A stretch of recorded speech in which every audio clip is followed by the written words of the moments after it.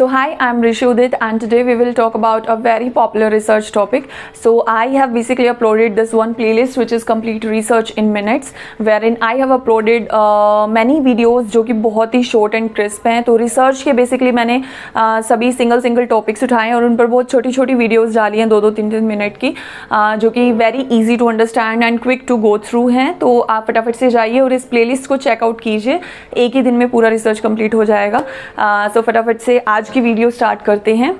So in today's video we will talk about ANOVA, which again belongs to the parametric test. ठीक है, this is the last test from parametric test. इसके बाद मैं non parametric पर upload करूँगी. ठीक है, तो पैरामीट्रिक से मैं टी टेस्ट, एफ टेस्ट, जी टेस्ट इन 3 पर 3 वीडियोस अपलोड कर चुकी हूँ प्रीवियसली. अब लास्ट है आपकी ANOVA पर. तो ANOVA जो है वो आपका आर ए फिशर ने दिया था 1920 में. ओके, ये आपको याद रखना है. इसके अलावा जो मेन चीज़ है जिससे आपको ये याद हो जाएगा वो है कि एक्सटेंशन है ये आपका टी टेस्ट का. ठीक है, टी टेस्ट में क्या किया था आपने, मीन्स को कंपेयर किया था, means of 2 samples in 1 population. तो उसकी एक्सटेंशन कैसे है, यहाँ पर हम क्या करेंगे, यहाँ पर भी हमें मीन्स को ही कंपेयर करना है, वेरिएंसेस को नहीं उठाना. मीन्स को कंपेयर करेंगे, means of more than 2 samples. ठीक है, टी टेस्ट में हमने सिर्फ 2 सैंपल्स का मीन स्टडी किया था, बट यहाँ पर हम मोर देन 2 सैंपल्स को लेंगे या फिर और means of more than 2 populations itself. ठीक है, या तो आप 2 से ज़्यादा पॉपुलेशन ही उठा लीजिए, 3, 4, 5, 6 एंड सो ऑन, कितनी भी आपकी पॉपुलेशन हो सकती है, कितने भी आपके सैंपल्स हो सकते हैं. तो ये थोड़ा सा एक्सटेंडेड वर्जन है, लार्जर वर्जन है. ठीक है, ANOVA.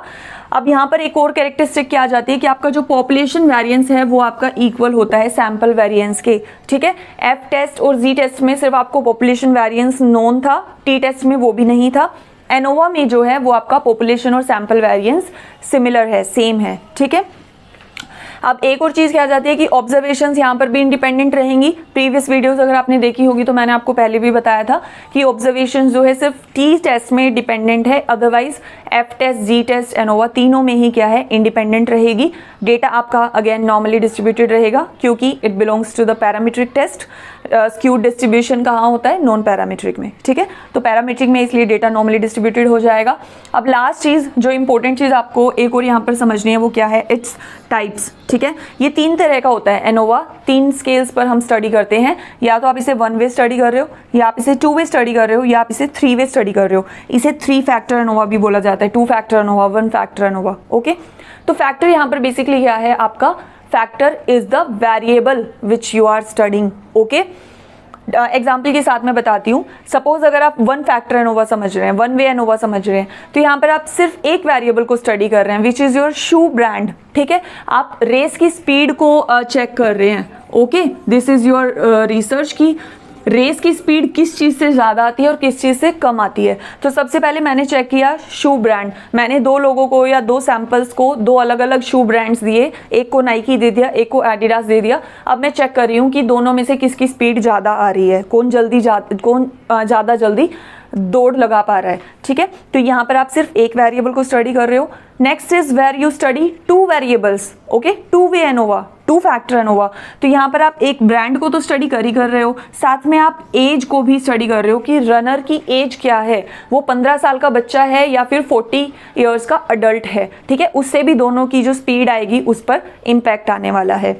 And last is your 3 factor ANOVA, जिसमें कि आप 3 फैक्टर्स को स्टडी कर रहे हो. तो फर्स्ट आपने ब्रांड को स्टडी कर लिया कि ब्रांड का क्या इम्पैक्ट आ रहा है रिस्पॉन्स पर. ठीक है, रेस स्पीड पर. एज का क्या आ रहा है वो भी पढ़ लिया. अब आपने जेंडर भी ले लिया, मैन और विमेन के अलग अलग ग्रुप्स बना लिए, और अब आप स्टडी कर रहे हो कि विमेन ज़्यादा जल्दी दौड़ पा रही हैं या मैन जल्दी ज़्यादा रेस लगा रहे हैं. तो हम ये तीनों फैक्टर्स का जो है रिस्पॉन्स पर क्या अफेक्ट आ रहा है उसको बेसिकली चेक कर रहे हैं. तो इस तरीके से जो है वो आपके एनोवा को कंडक्ट किया जाता है. It depends upon the how vast your study is. ठीक है, कुछ लोग रिसर्च इतना वास्ट स्केल पर करते हैं कि वो 3-4 फैक्टर्स को स्टडी कर रहे हैं. ठीक है, तो वो 3 फैक्टर एनोवा वहाँ पर अप्लाई करेंगे।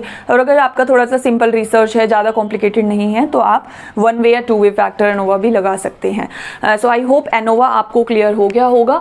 और ये एक सिंगल टेस्ट था फ्रॉम पैरामीट्रिक टेस्ट कैटेगरी। इसी तरीके से बहुत सारे नॉन पैरामीट्रिक टेस्ट भी हैं, बहुत सारे पैरामीट्रिक टेस्ट भी हैं। तो अगर आप चाह रहे हो कि किसी एक वीडियो में आपको, सिंगल वीडियो में ये सभी टेस्ट मिल जाएं, एक उनका कंपैरिजन आप वहाँ पर इजीली समझ लो पिक्चराइज फॉर्म में, तो आई वुड सजेस्ट कि आप मेरी रिसर्च मैथोडोलॉजी प्लेलिस्ट में जाएं। वहाँ पर आपको फुल वीडियोस मिल जाएंगी parametric and non parametric test पर।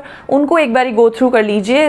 10 मिनट से भी कम की वीडियो हैं, तो उसमें आपको फटाफट से क्विक रिवीजन हो जाएगा, आपका मतलब पूरा रिवीजन हो जाएगा कि पूरे पैरामीट्रिक टेस्ट, उनमें सिमिलैरिटीज डिसिमिलैरिटीज क्या है। So that's all for today. Thank you for watching, and if you found this video informative, please like, share and subscribe, and comment down if you have any other topic from research जिस पर कि आप चाहते हैं कि मैं video बनाऊं, and see you in the next video. Bye bye.